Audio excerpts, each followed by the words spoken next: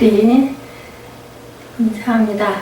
청사면 앉아야 인사를 하지. 자, 할렐루야 샬롬하고 인사합니다. 할렐루야 샬롬 샬롬 샬롬 샬롬 샬롬 샬롬. 하나님 사랑합니다. 여러분 주 안에서 사랑합니다.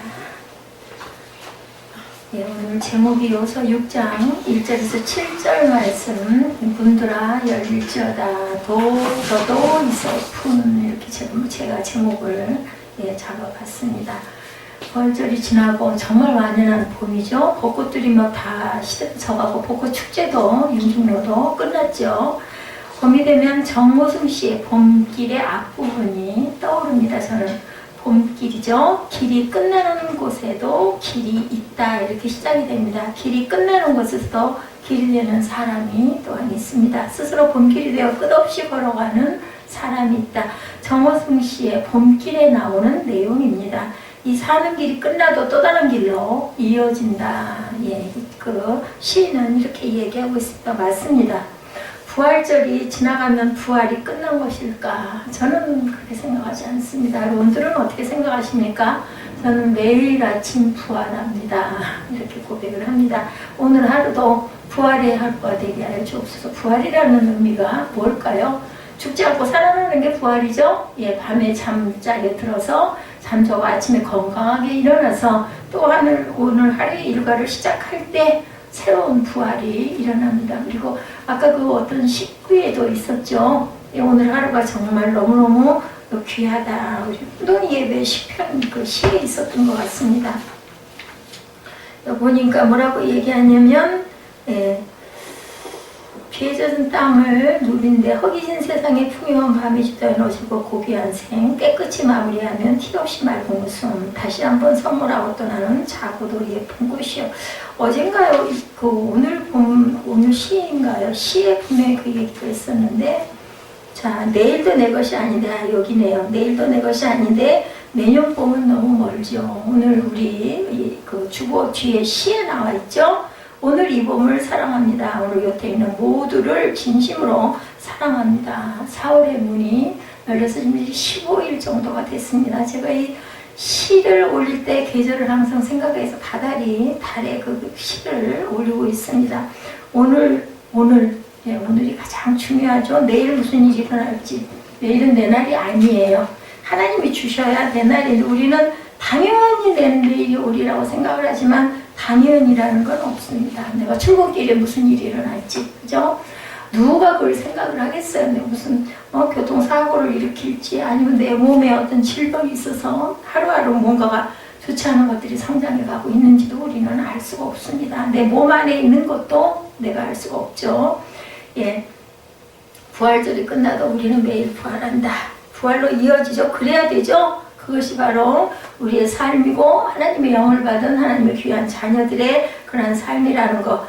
부활주일에 일어난 가장 큰 사건은 예수님을 받은 무덤 문이 열린 사건이죠. 요한복음 20장 1절에 보니까 안식 후 첫날 일찍이 아직 어두울 때 누가 막달라 마리아죠. 무덤에 와서 돌이 무덤에서 옮겨간 것을 보고 이렇게 표현되어 있습니다. 요한복음 20장 1절에 부활은 다른 것이 아니라 예수님을 가두었던 무거운 죽음의 문이 열린 것이 바로 부활이다. 그러므로 인해서 저와 여러분도 새 생명을 받았죠. 예수님이 만약에 무덤에 돌아가셨다면 그래서 예수님의 무덤은 없습니다. 그죠? 예수님이 안 계시기 때문에 무덤 밖에서 마리아가 무덤 문에 왜 열려있나 하고 의아해하고 있는데 천사가 나타나죠. 누가복음 24장 5, 6절에 보면 왜 산자를 죽은 자 가운데서 찾느냐 여기 계시지 않고 살아나셨느니라 누가 천사가 그렇게 얘기를 합니다.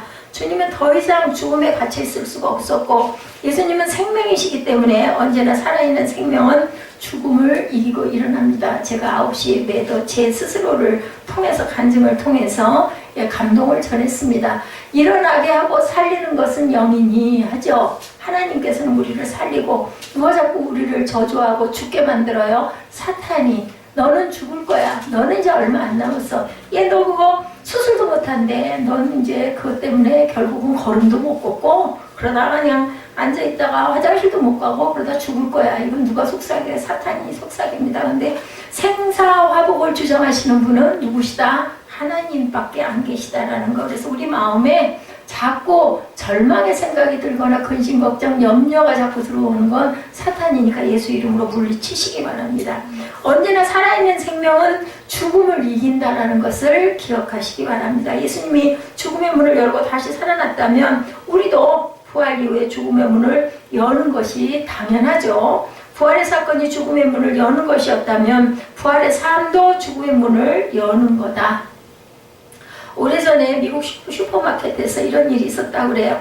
문 앞으로 가까이 가니까 문이 활짝 열려서 자동문이죠. 센서가 작용을 해서 열리죠. 그리고 그 위를 보니까 이렇게 쓰여 있었어요. The door is open. 이 오늘 제목입니다.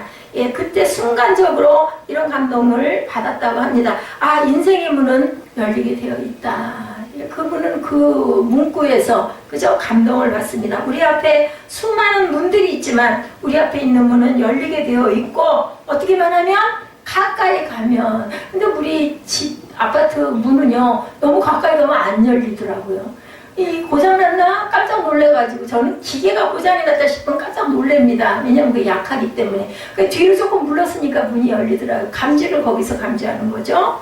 성경에는 이 문 이야기가 많이 나오죠. 오늘 본문이죠. 이스라엘 백성들이 애굽에서 나올 때 어린 양의 피를 발랐던 문인방과 문설주, 그죠? 다윗의 신하들이 다윗을 위해서 목숨을 걸고 문을 떠왔던 베들레헴의 성문, 성전 지성소에 연결된 예루살렘 성전의 문, 양들이 들어오고 나가는 양의 문이 있습니다. 그죠? 성경에 나옵니다. 바울이 열리기를 원했던 무슨 문?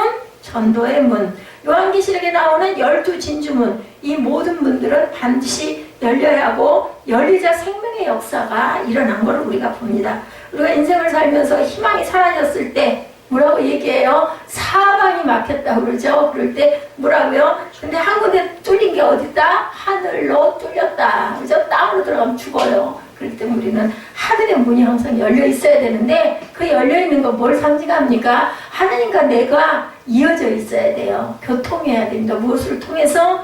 말씀을 통해서, 기도를 통해서, 때로는 찬양을 통해서. 아까 그분들 오셨다가 12시 조금 넘으면 끝나겠지 했는데 순서를 보니까 아직 반은 남았거든요. 그래서 이제 어떤 일정이 있으셨는지 모르지만 갔지만 저는 마음으로 기도하면서 찬양했습니다. 찬양으로 해도 은혜를 받고 가셨으면 좋겠다.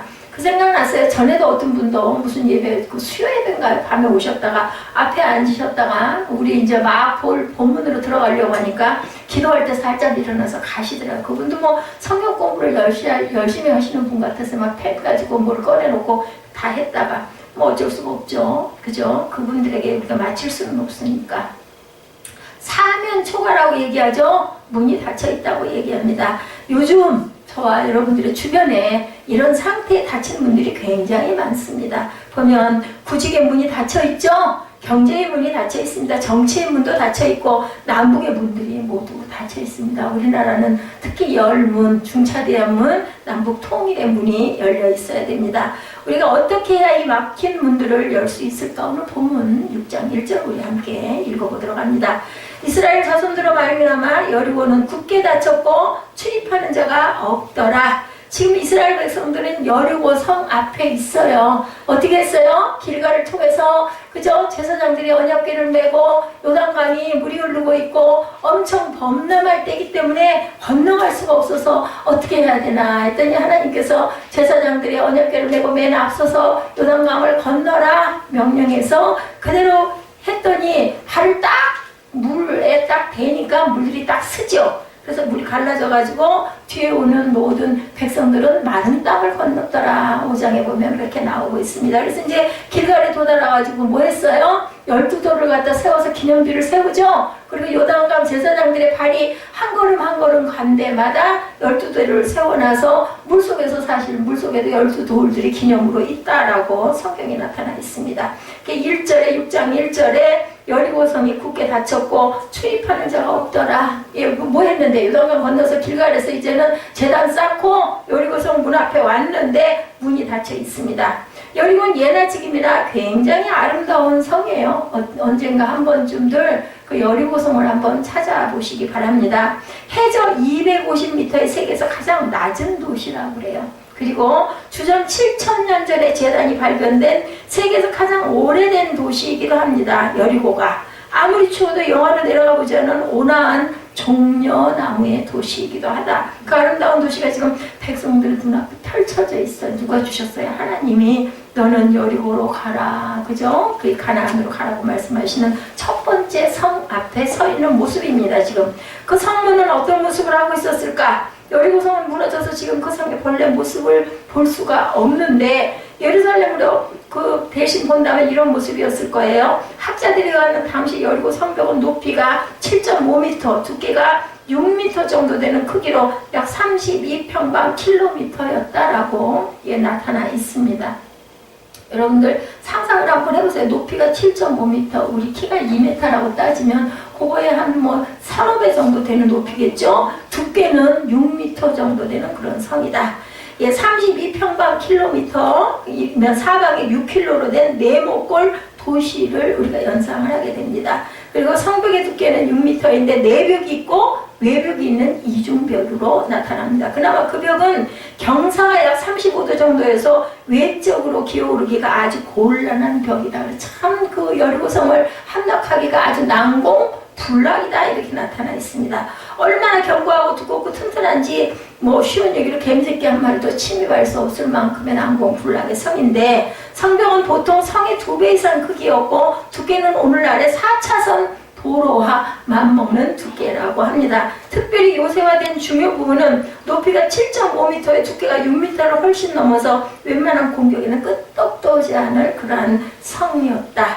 게다가 요소마다 설치된 망루에 서면 올라서면 수 킬로미터까지 시야가 확보가 돼서 다 내려다볼 수가 있어서 적군의 동태를 한눈에 살펴볼 수 있는 그런 성이었고 그야말로 최첨단 방어시설로 무장이 되어 있는 그러한 요새 여리고성이 얼마나 견고한 성이었는지 성경에 여러 차례 언급하죠. 민수기 13장에서 12정탐꾼들의 보고가 나오죠. 13장 28절에 보면 그러나 그 땅 범위는 강하고 성읍은 견고하고 심이 클 뿐 아니라 거기서 안악자손을 보았다. 이 안악자손이라는 건 거인족이에요. 그래서 예를 들어 제가 저는 또 키도 엄청 적어졌습니다만 제가 볼 때는 이렇게 올려다요. 보통 2m가 훨씬 넘는 키를 갖고 있는 아주 장대한 그런 그 혈족들이었다 그러죠.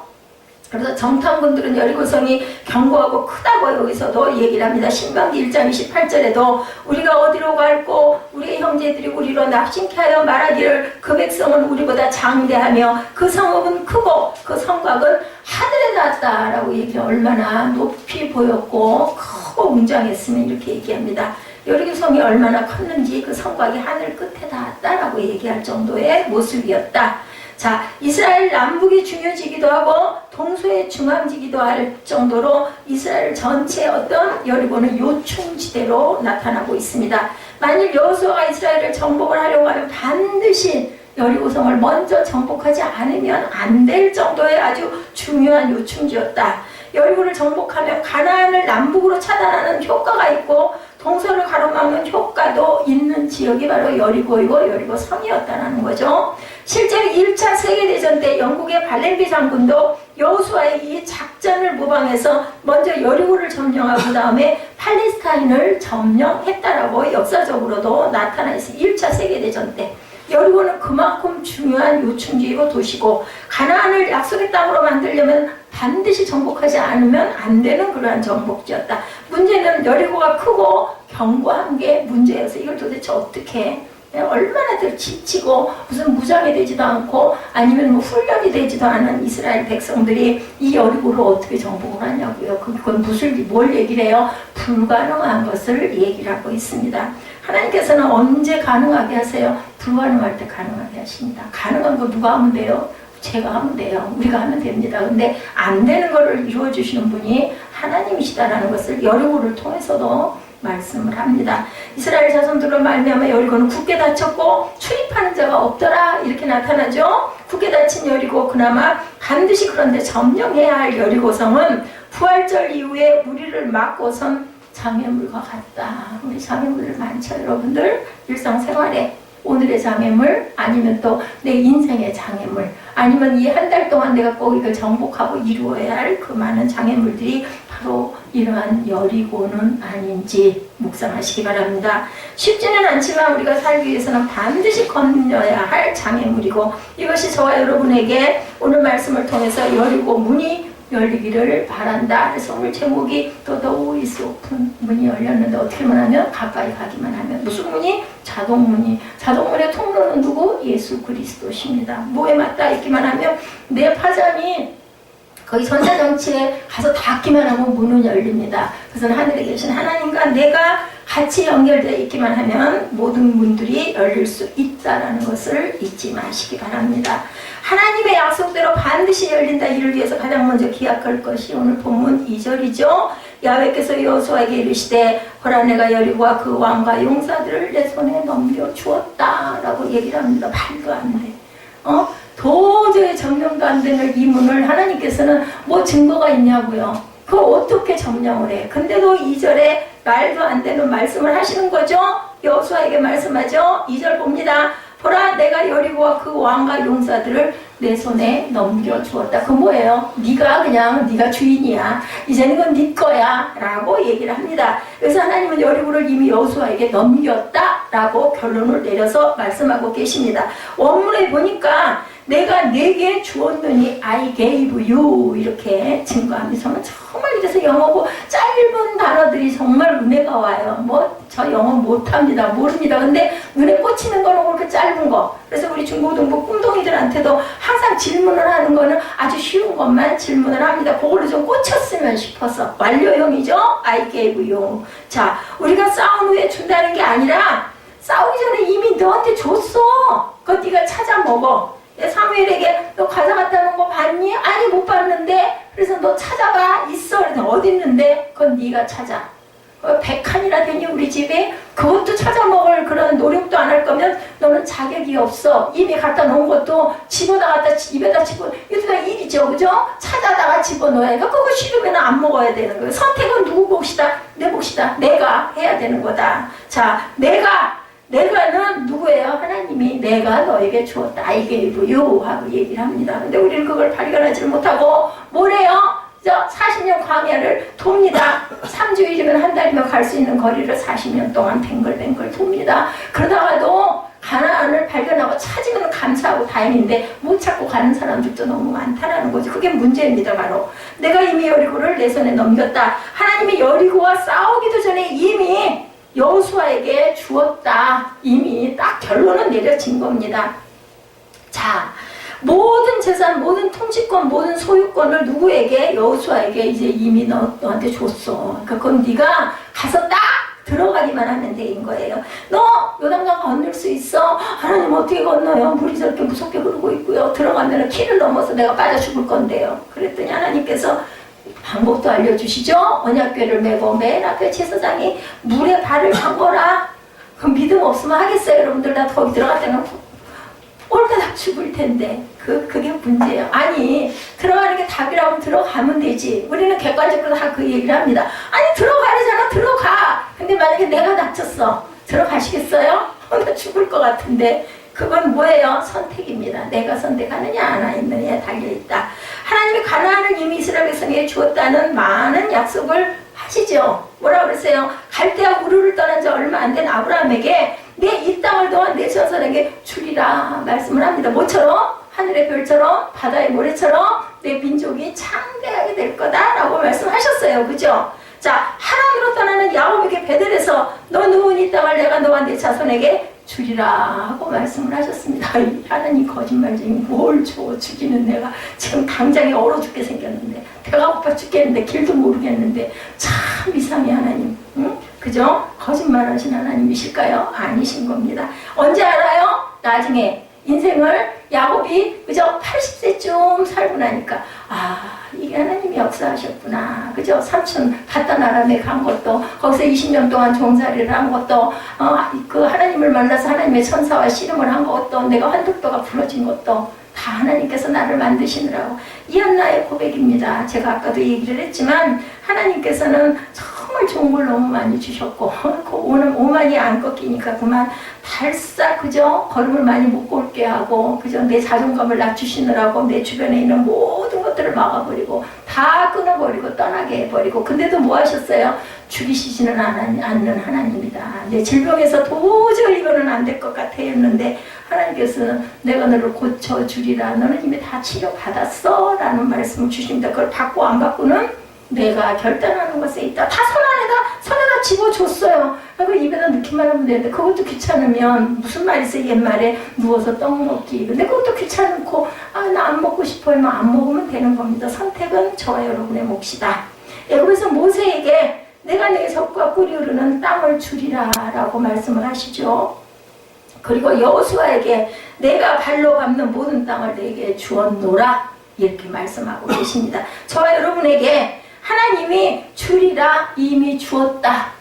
결론이 내려졌어요. 그 속에 가나안의 모든 땅 여리고도 포함되어 있다. 우리의 생활에 여리고도 포함되어 있다라는 것을 잊지 마시기 바랍니다. 하나님이 다 주시겠다고 약속했는데 왜 여리고만 빼놓겠느냐고요. 여리고가 거기 있는 엄연한 땅이고 엄연한 성이면 그것도 내 것이죠. 그죠? 그걸 알고 내가 그것을 그죠? 용기 있게 담대하게 하나님이 주신 영으로 씩씩하게 점령하기만 하면 된다라는 거죠. 하나님의 약속은 어때요? 한 번 하신 약속은 절대로 실현치도 아니하시고 바꾸시지도 아니하시는 하나님이다. 민수기 23장 19절입니다. 하나님은 사랑이 아니시니 거짓말을 하지 아니하시고 인생이 아니시니 후회가 없으시도다. 하나님이 결론 내린 부분은 절대로 바뀌지도 않고 후회도 없다. 사람도 웬만한 약속은 성회라 지키려고 노력하지. 친구하고 약속을 하고 나면 그 약속 애까지 그 입으로만 말하고는 안 지킬 거야. 그래? 안 그러지? 그지? 지키려고 노력해. 하물며 하나님이시겠느냐는 거죠. 전능하신 하나님이 한 번 말한 것을 행하지 않지 않다. 신앙의 원리는 항상 하나님의 약속이 우리의 믿음보다 크고 하나님의 은혜가 우리의 노력보다 항상 큽니다. 사무엘아, 눈을 아래로 내리깔고 있으면 졸려. 누구나 그래. 하나님의 응답이 우리의 기도보다 항상 크십니다. 하나님이 주실 수 있는 것을 우리가 얻을 수 있는 것보다 크다라는 것을 잊지 마시기 바랍니다. 그래서 찬양에 뭐가 있어요? 내 입을 크게 열라, 이 고백이 있습니다. 여러분들 말씀의 은혜가 안 되고 말씀이 너무 지루하고 그럴 때는 찬양으로 은혜를 느끼시기 바랍니다. 그러면 제가 여러분들에게 드린 말씀은 하나도 기억이 안 나도 가끔 때로는 찬양이 내 귀에서 울리기도 할 거예요. 그렇게라도 해서 은혜를 받으시고 찬양의 가사를 통해서 내 입술의 고백이 되어지시기를 주님의 이름으로 축복합니다. 왜냐하면 찬양의 모든 가사들은 성경에 입각한 그런 가사들이기 때문이죠. 여리고 성벽의 문을 여는 첫 번째 원리는 은혜의 원리다. 어떻게 해서 은혜의 원리일까? 여리고는 우리의 수고 이전에 하나님의 은혜로 주어졌어요. 아까 제가 여러분 1, 2절에 고백을 했듯이, 그렇죠? 이렇게 뭐라고 말씀하세요? 이스라엘 자손들로 말미암아 여리고는 굳게 닫혔고 출입하는 자가 없었는데 여호와께서 여호수아에게 이르시되 보라, 내가 여리고와 그 왕과 용사들을 내 손에 넘겨 주었으니 너희 모든 군사는 그 성을 둘러 성주의를 매일 한 번씩 돌되 엿새 동안을 그리하라. 참 친절하시고 세밀하신 하나님이다. 왜냐하면 방법까지 다 알려주시는 하나님. 여리고를 돌아라. 몇 번을 6번을 매일 한 바퀴씩 방법까지 알려주세요. 아니 우리도 마찬가지에 성경에 다 답이 나와 있어요. 근데 그냥 성경을 그냥 하나의 말씀으로만 읽고 넘어가면 첫날을 읽어도 전혀 변화가 없습니다. 내게 주신 말씀으로 받아야 되는데 거기에 뭐가 플러스가 돼야 될까요? 여러분들 성령께서 플러스가 돼야 깨닫게 하십니다. 근데 첫째는 내 자세가 중요해요. 내가 받으려고 하는, 깨달으려고 하는 열심과 노력이 분명히 필요합니다. 가만히 있는데 감이 하늘에서 뚝 떨어져도 입 안 벌리고 있으면 입으로 안 떨어지죠? 여러분들 입을 벌리시기 바랍니다. 어떤 목사님의 어머니가 돌아가셨대요. 그래서 조문으로 그 전화로 먼저 위로를 했다고 합니다. 그때 그 친구 목사가 한 말이 기억이 난다고 그래요. 어머니 돌아가셔서 제일 힘든 것은 내가 세상에서 더 이상 실수할 사람이 없다는 거야. 아, 저는 참 이 대목이 이 감정에서 굉장히 은혜를 받았습니다. 아, 그러면서 제가 제 아들 생각을 했습니다. 아, 그래. 엄마에게는 나이가 아무리 먹어도 50이 되고 60이 돼도 어머니가 살아계시면 내가 그 어머니에게 실수할 수 있는 대상이 있다라는 위로가 되는구나 이런 생각을 하면서 내 아들이 어린 아들이 나한테 자꾸 실수하고 거짓말하고 그저 말 안 듣고 하는 것도 엄마이기 때문에 그럴 수 있겠구나 라는 생각을 제가 했습니다. 처음에는 그 말의 그 뜻을 우리가 알 수 없을지 모르지만 저는 금방 공감했습니다. 어머니는 실수해도 좋은 사람, 실수해도 언제나 받아주시는 분이 바로 내 어머니다. 하나님도 마찬가지십니다. 어머니가 받아주셨기 때문에 우리가 지금 살죠. 부모에게 실수하라는 말이 아니고 목회자는 누구에게도 실수해서는 안 될 수 있지만 목회자에게도 부모님이 계시다. 저는 어머니가 안 계십니다. 일찍 돌아가셨기 때문에. 그래서 그 목회자 목사님도 남자 목사님 같은 경우에 우리가 어때요? 집에 가면 넥타이 맸을 때 제일 먼저 넥타이 풀죠. 넥타이를 빼버립니다. 그리고 편하게 와이셔츠 단추를 풀어버립니다. 이렇게 편한 자세로도 얘기할 수 있는 그런 분이 바로 어머니다. 자, 그런데 돌아가시니까 이제 내가 실수할 사람이 없다. 그 목사님이 그렇게 말씀하셨다는 거죠. 어떤 관계가 좋은 관계일까? 실수해도 괜찮은 관계. 실수해도 내 등을 두들겨주고 괜찮아 그 정도는 괜찮아 이렇게 그죠 북돋아주고 이렇게 그죠 안아주고 보듬어 줄 수 있는 그러한 분이 계시는 게 그것이 바로 어머니다. 우리 아들은 저하고 뭐 얘기하고 눈 맞추고 정답고 이거보다는 오면 와가지고 냄새를 킁킁 맡는 버릇이 있어요. 아까도 그러더라고요. 보니까 속으로 그 생각을 했습니다. 그래 실컷 맡아라. 나중에 내가 없으면 그 냄새 어디 가서 맡을래. 그냥 얘기가 필요 없는 거죠. 아 이게 내 엄마예요. 이게 내 엄마 냄새야. 그리고 위로를 받는 거겠죠. 자 신방을 하면 목사님들이 얘기해요. 병든 남편 대소변 가려내고 옷을 벗겨서 목욕시키는 사람들의 몫은 배우자의 몫이라는 거죠. 어쩔 수 없이 하는가 했는데 아니었다고 그래요. 울면서 그 사모가 얘기를 하더라고 합니다. 우리 영감 불쌍하다고 만져주고 오래 살라고 쓰다듬어주고 평생 고생했다고 손잡아주고 나는 그렇게 합니다. 이렇게 고백하시는 분을 보고 목사님이 은혜를 받으셨다고 합니다. 자기 치부를 다 드러내어 버리면서 사는 게 바로 부부의 모습이죠.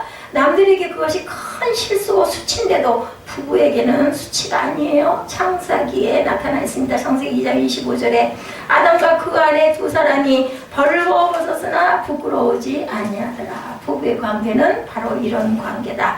어떤 교회가 좋은 교회일까? 제가 그 생각을 해봤습니다. 실수하는 사람이 편하게 실수하는 교회가 좋은 교회이다. 어떤 목사가 좋은 목사일까? 설교를 잘하는 이하나 목사가 좋은 목사일까? 아닙니다. 사랑으로 그 실수도 덮어줄 줄 알고 품어줄 줄 알고 다독거려 줄 줄 아는 게 그게 바로 좋은 목사다. 그래서 제가 사랑으로 섬기기를 원합니다 라고 기도 제목에다 그렇게 올렸습니다. 그것을 깨달았기 때문에 뭐 아직 당당 멀었습니다. 그래도 조금씩 제가 바뀌어가는 것을 생각을 합니다. 자, 어떤 성도가 좋은 성도일까요? 목회자가 뭘 잘못했을 때 눈에 가시처럼 보고 무슨 목사가 졌다이야 이렇게 하는 게 아니라 그것도 덮어줄 줄 아는 그러한 목사가 좋은 목사다. 바리새인 같아서는 안 되겠다. 누구 같아야겠다. 세리와 같은 그런 고백을 할 줄 아는 성도가 하나님 보시기에 온전하고 좋은 성도라는 것을 우리가 기억하시기 바랍니다. 똑똑한 거 필요 없습니다.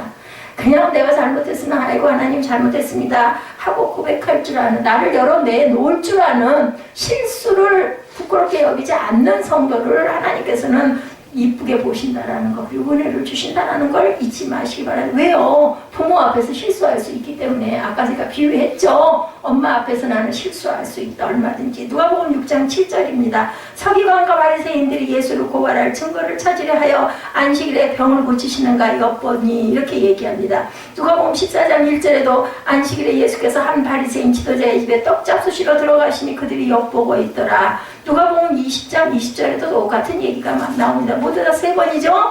남이 살아나 못하나 꼬투리 잡는 데 시간을 보내는 교회는 좋은 교회가 아니다. 실수를 많이 하라는 게 아니고 실수해도 용납하는 교회가 좋은 교회고, 상대방이 나를 기다려주고 덮어주는구나 할 때 사람들은 은혜를 받고 변한다는 것을 우리가 기억해야 된다. 하물며 아이들이야 오죽이나 하겠습니까? 아까도 저는 아주 너무 감동을 받아가지고 아이들이 졸을까봐 9시 예배는 특히 제가 신경을 많이 씁니다. 그래가지고는 계속 이름을 부르면서 내 마음에 그 간절한 마음을, 내 간증을 전했는데도 전혀 아랑곳하지 않더라고요. 그러면 어때요? 마음이 실망스럽죠. 이렇게 얘기를 해도 전혀 뭐 안 들리고 못 느끼는구나. 근데 나중에 그런 생각이 들더라고요. 언젠가는 깨달을 것이야. 예, 제가 없어지더라도 언젠가는. 그죠? 하나님 우리의 실수 때문에 관계를 깨지 않는 분이라는 것을 우리가 알아야 될 거고, 그런 실수 때문에 내가 마음에 낙심하고 상대방을 미워해서는 절대가 안 되겠다. 우리의 관계는 여러분들 율법적 행위의 관계가 아니라 은혜적 약속의 관계여야 한다. 그리고 나로 인해서 상대방이 죄를 짓게 절대 해서는 안 되겠다라는 거죠. 내가 누구를 미워하면 그 사람이 알아요. 미워하는 거. 호감이 아니고 비호감이면 당장이 압니다. 그래서 또 똑같이 미워하게 되고 더 등한하게 되고 교회에 더 열정이 없어지고 말씀 속에 더 거하지 않게 되면 내가 죄를 짓는 거니까 그 마음이 없게 하려면 어떻게 해야 될까요? 그러할지라도 사랑으로 보듬어 줄 줄 알아야 되겠다. 자, 약속하신 주님입니다. 히브리서 6장 12절에 절대로 변개하시지 아니하시는 하나님이라 내가 너를 떠나지 않으니라 내가 너를 버리지 아니하리라. 히브리서 6장 14절 내가 반드시 나에게 복주고 복주면 너는 번성케 하고 번성케 하리라 라고 말씀을 합니다. 반드시 어떠한 상황에서도 너에게 복주고 복주고 번성케 하리라 믿으시기 바랍니다. 믿는 분에게 은혜가 임합니다. 입술로 항상 아멘 하시기 바랍니다. 하나님의 약속을 믿고 하나님의 은혜를 믿고 하나님 은혜로 애굽을 떠난 저와 여러분에게 홍해바다를 건너게 하고 광야를 통과하게 하고 여리고도 요단도 건너고 정복하게 하는 하나님이라는 것을 믿었을 때 뭐가 열려요? 문이 열립니다. 오픈도어가 됩니다. 이것이 바로 은혜입니다. 예, 각자의 삶 속에 각자의 일생 속에 있는 여리고들을 점령할 수 있는 것은 하나님의 은혜로만 가능하다. 그리고 우리가 순종한 만큼 열립니다. 내가 노력하고 내가 다가갔을 때 문이 열리지 노력하고 걸어서 다가가지 않으면 문은 자동문은 절대로 열리지 않는다. 아까 말씀드렸죠? 우리 아파트 문은 바짝 가면 안 열리고 오히려 조금 뒤로 물러나면 열리더라. 어떻게 살아요? 경험을 통해서 압니다. 처음에는 깜짝 놀라서 왜 문이 안 열려? 나가야 되는데 마음은 급해 죽겠는데 그래가지고 이거 큰일 났네 하고는 뒤로 멈칫했더니 이렇게 하니까 문이 열리더라고요. 그것도 우리가 실수와 실수를 자꾸 거듭해 보면서 용기 있게 앞으로 나아갔을 때 그래도 분명히 문이니까 열릴 거야. 이 믿음을 가졌을 때 문이 열린다라는 거. 우리가 순종하는 만큼 열린다.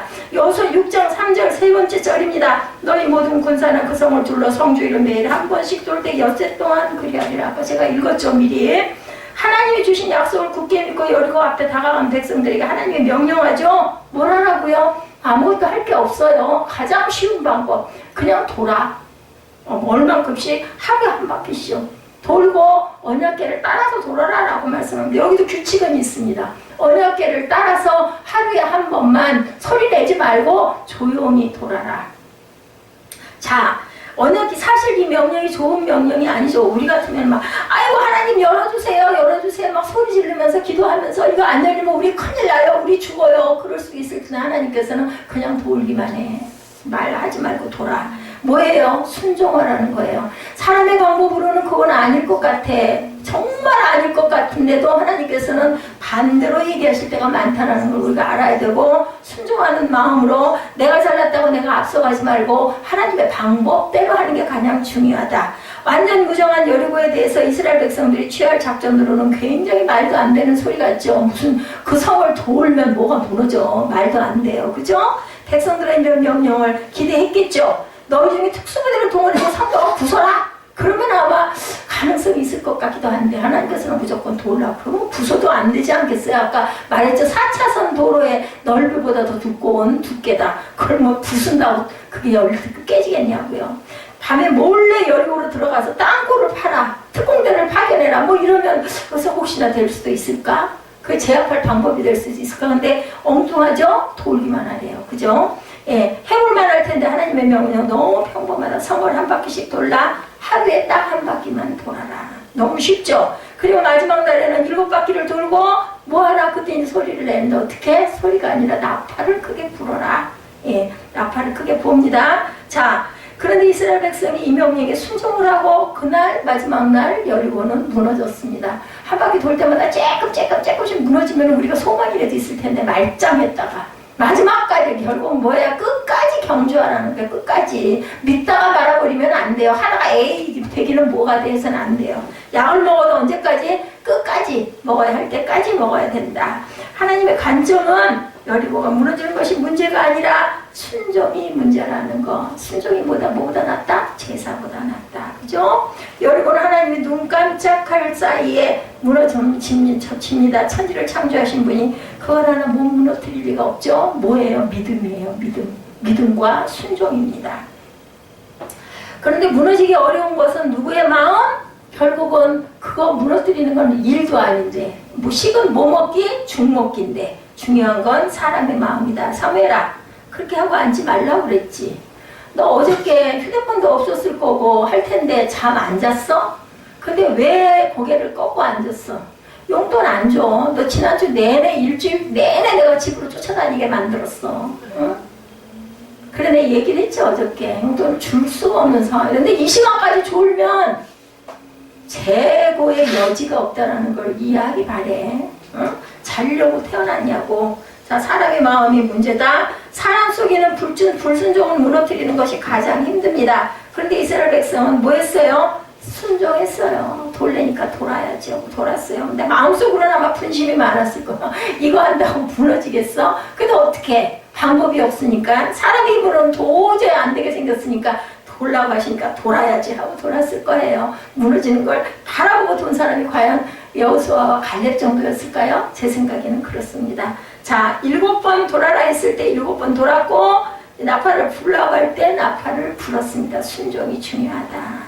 우리가 순종하면 하나님이 뭐한다? 일한다. 사람이 할 수 있는 거. 그래, 네가 한번 해봐. 노력해야지 하잖아요. 학교 가서도 공부 열심히 해야 성적이 좋은 성적이 나오잖아요. 시험 잘 보려면 열심히 해야 합니다. 그건 뭐예요? 내가 할 몫은 열심히 하는 거예요. 맨 마지막은 하나님이 일하신다는 걸 믿는 믿음이 중요하다. 내가 아무리 잘났다고 해도, 그죠? 결론은 하나님이 하신다. 어느 대기업에서 취직시험을 보는데 문제가 구구단을 3번 쓰라는 것이었다고 합니다.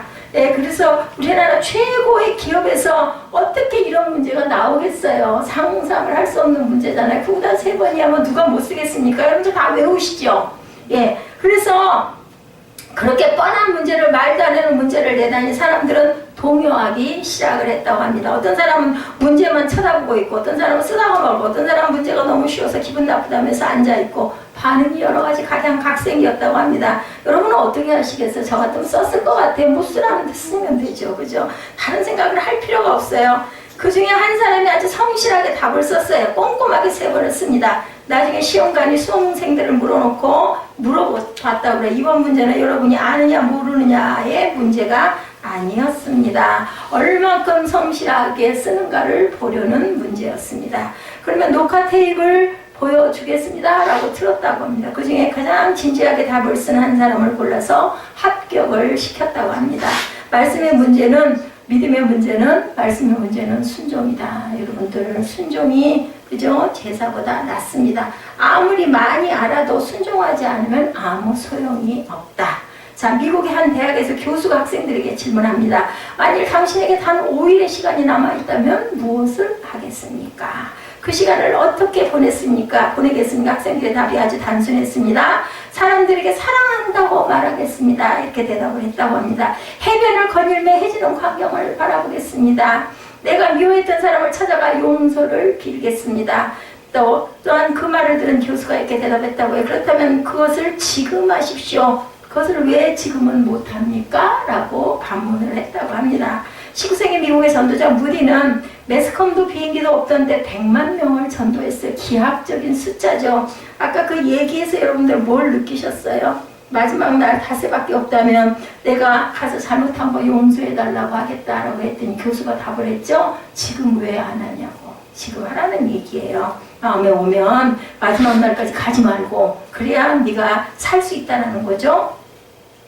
초등학교밖에 나오지 못한 무디가 그래서 문법적인 것들이 많이 틀렸다고 해요. 어느 날 설교를 마쳤는데 한 사람이 다가와서 이렇게 말했다고 합니다. 무디씨, 오늘 당신의 설교는 18군데나 문법이 틀렸습니다. 이 말을 들은 무디가 대답합니다. 죄송합니다. 그것은 제가 알고 있는 전부입니다. 18군데가 틀렸지만 내가 알고 있는 전부이기 때문에 그렇게 전할 수밖에 없었다. 그러면 당신은 그 좋은 말과 문법으로 얼마나 많은 사람들을 전도했습니까? 이렇게 무디가 반대로 되물었다고 합니다. 왜 지금 그 좋은 말을 사용하지 않는 겁니까? 문제는 순종이죠. 내가 알고 있으면 아는 것을 가지고 옆에다 뭐를 끼쳐야 된다? 좋은 영향을 끼쳐야 된다. 무리보다도 더 확실히 잘 알잖아요. 그죠? 그러니까 그거 지적하지 말고 옆 사람을 살리라는 겁니다. 자, 그래서 보면은 모든 말씀 속에서 헌신적 그 정서가 들어있어야 된다. 나는 부흥의 이후에 어떤 부흥에서 있었던 일입니다. 첫 번째 부흥의 이후에 새벽기도에 참여하겠습니다. 나는 부흥의 이후에 한 사람을 전도하겠습니다. 모든 교인이 정성껏 자기의 기록 카드에다 썼다 그래요. 이제 예배를 드리고 부흥회가 끝나고 여러분 결단을 내용을 쓰십시오 했던 거예요.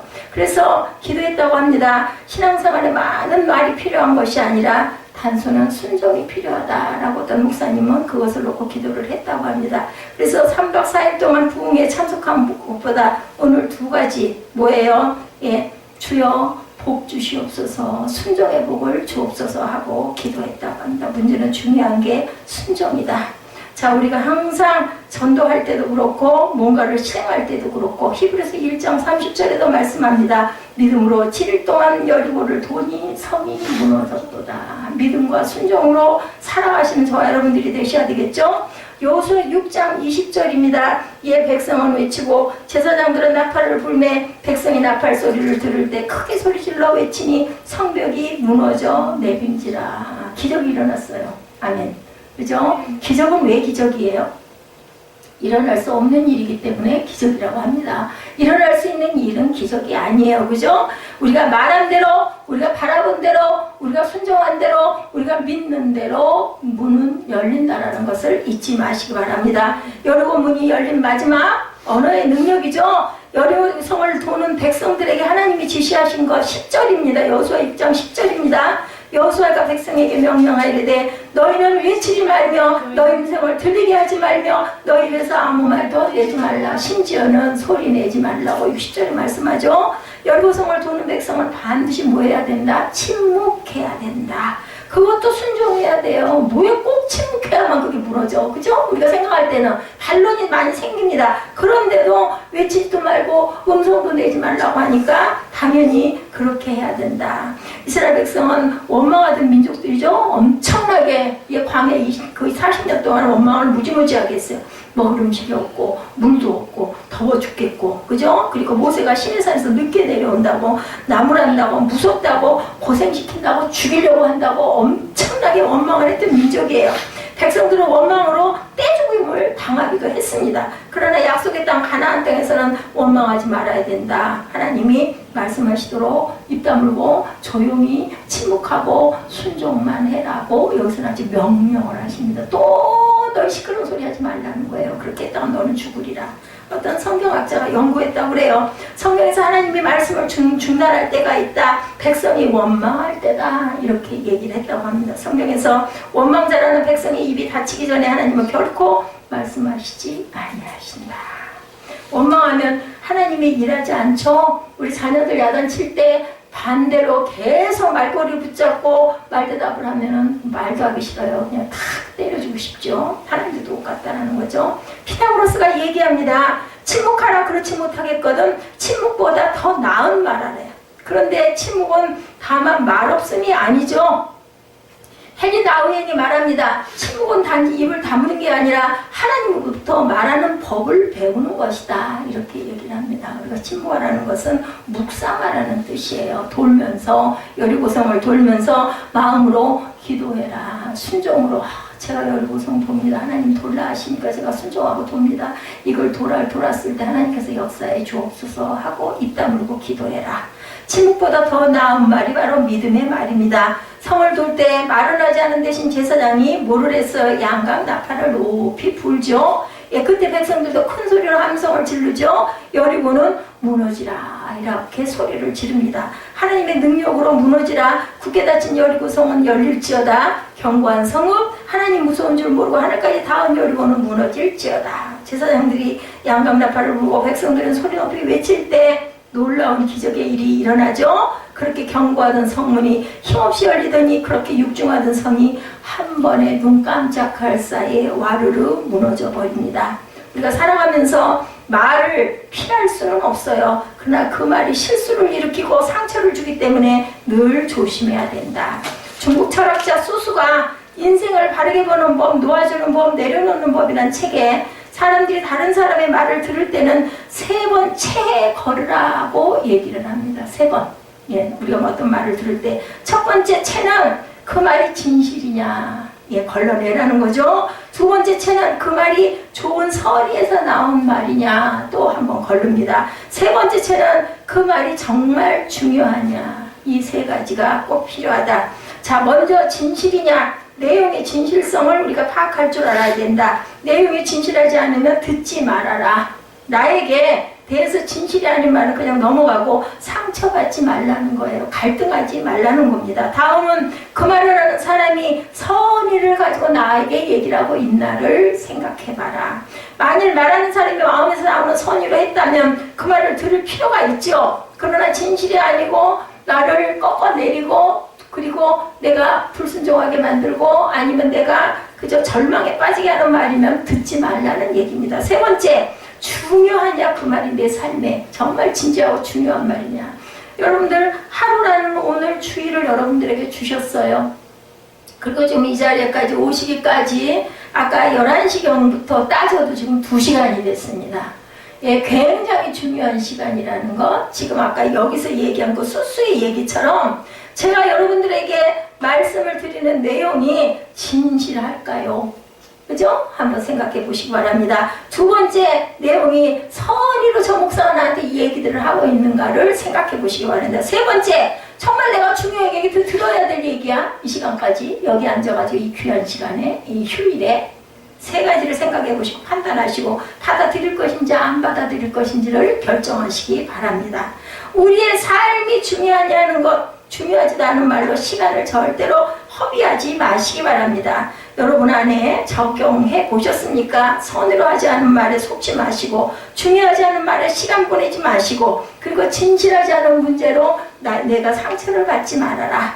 선의로 했고 중요한 말에만 반응을 보이시는 저와 여러분 되시기를 주님의 이름으로 축복합니다. 지금도 여리고에 가면 그때 무너지는 흔적들이 볼 수가 있습니다. 주전 13세기 성경이 그렇게 육중하게 묘사한 이중벽도 아무 힘없이 무너지고 애국과 같은 시대의 흙벽돌로 보이는 여리고의 견고한 벽도 속수무책으로 무너졌습니다. 그렇게 강력하던 여리고는 힘없이 무너졌고 하나님은 승리의 계가를 올리도록 이스라엘 백성들에게 승리를 안겨주죠. 하나님이 승리하자 이스라엘 백성들도 승리했고 약속의 땅 가나안은 이스라엘의 땅이 되었습니다. 여러분도 저와 여러분도 이 시간 함께 믿음으로 선포하시기 바랍니다. 여리고야 무너져라. 내 앞에 육중하게 버티고 있는 모든 종류의 여리고야 무너져라. 굳게 닫힌 여리고 문화 뭐할지어다 오픈도도 열릴지어다. 건강의 문, 학업의 문, 취업의 문, 그죠? 그리고 학업의 사업의 문화 열릴지어다. 새로 시작한 인생의 문, 모험의 문, 태의 문, 시험의 문, 성공의 문, 굳게 닫힌 영혼의 문, 철옹성 같은 전도의 문 열릴지어다. 문을 열고 내 영들을 내놓을지어다. 내 양들을 내놓을지어다. 이렇게 외치시기 바랍니다. 여러분들 성공하기 원하시잖아요. 여러분들 사업하기 원하시잖아요. 그러려면 어떻게 해야 될까요? 진실성이 있는 확실한 선의 하나님의 말씀을 믿고 입술로 고백하고 순종하셔서 축복을 받으시는 저와 여러분 되시기를 주님의 이름으로 축복합니다.